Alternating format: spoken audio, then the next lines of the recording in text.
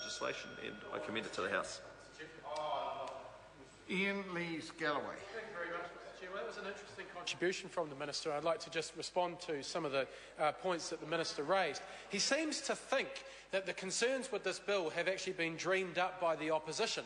That couldn't be further from the truth, Mr. Bridges. It couldn't be further from the truth, because all the opposition members are relaying to the government tonight are the concerns that were brought to the Select Committee by the non-government organisation sector, the charitable sector, that this piece of legislation will actually be directly affecting.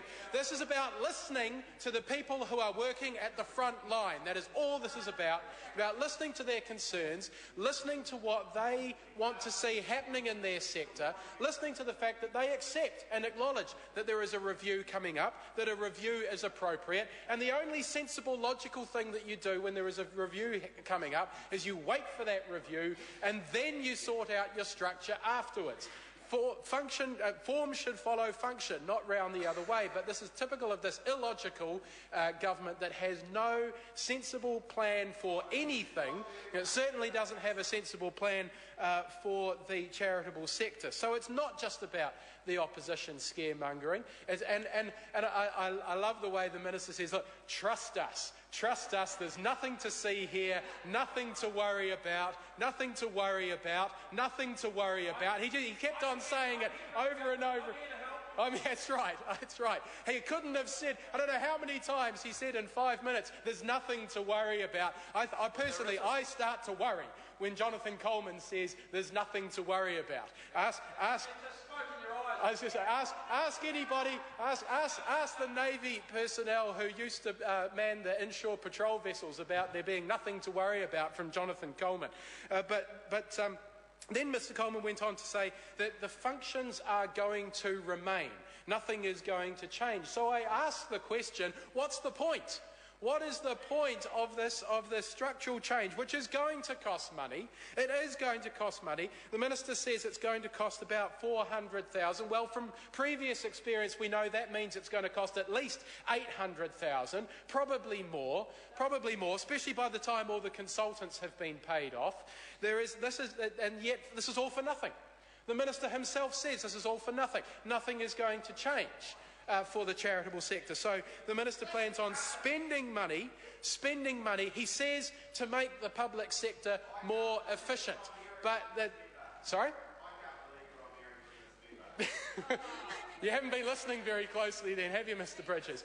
This, Mr Speaker, is, according to the Minister, all about making the public sector more efficient. But time and time again, we have seen that these so-called efficiencies that the government seems to think can be achieved by this kind of system of mergers and acquisitions within the public sector, all we see is additional cost, additional pain, job losses, people at the front line having to pick up the work that was previously done by those poor back office bureaucrats that are so much maligned by this government because they're out of sight and are an easy target, maligned, sacked, persecuted. There's a number of words that you could use for people who actually perform the very important administrative functions of the public sector. Again, they're going to be under attack here. So it's bad enough for those people. But of course, what's even worse is that once they're gone, the people on the front line have to pick up those jobs. The jobs don't disappear.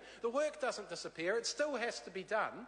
But now instead, the people at the front line, I wouldn't be surprised actually if some of that work gets passed on to the charitable sector itself, so that they have to start picking up that additional work, and again the government will be able to say, oh, we're making things more efficient because we've actually passed on those costs by contracting them out. That's exactly right. And how many times have we seen that from this government? So, Mr Speaker, Mr Chair, I thought that was a very, very interesting contribution from the Minister, but as you can see, very, very easy to pick it apart. It's very easy to pick apart this government's argument on these changes, which are simply about doing what they can to appear to be making the public sector more efficient, to appear to be cutting costs within the public sector. But of course, what we have seen time and time again from experience is that there could be nothing further from the truth.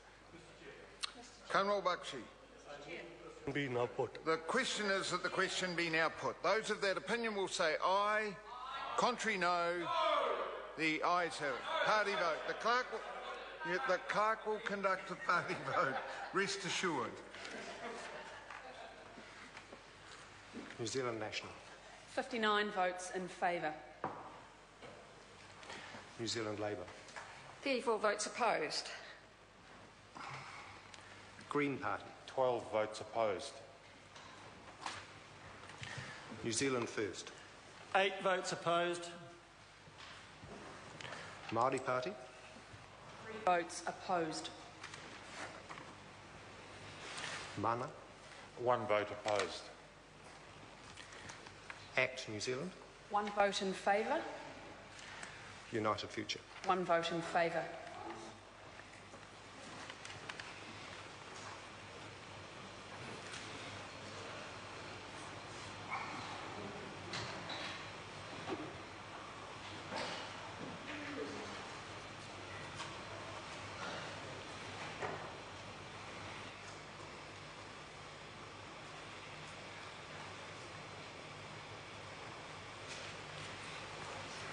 Is it 58?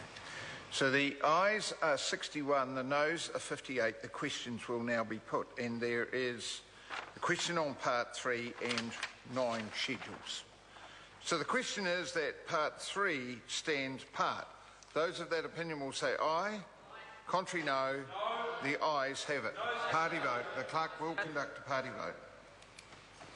New Zealand National. 59 votes in favour. New Zealand Labour. 34 votes opposed. Green Party. 12 votes opposed. New Zealand First. 8 votes opposed.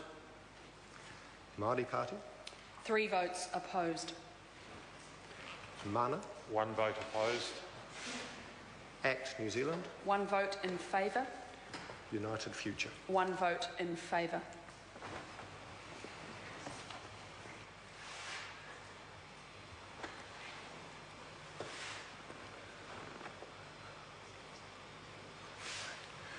The ayes are 61, the noes are 58, Part 3 will stand part. We move to the schedules, and the question is that Schedule 1 stand part. Point of order, Honourable Trevor.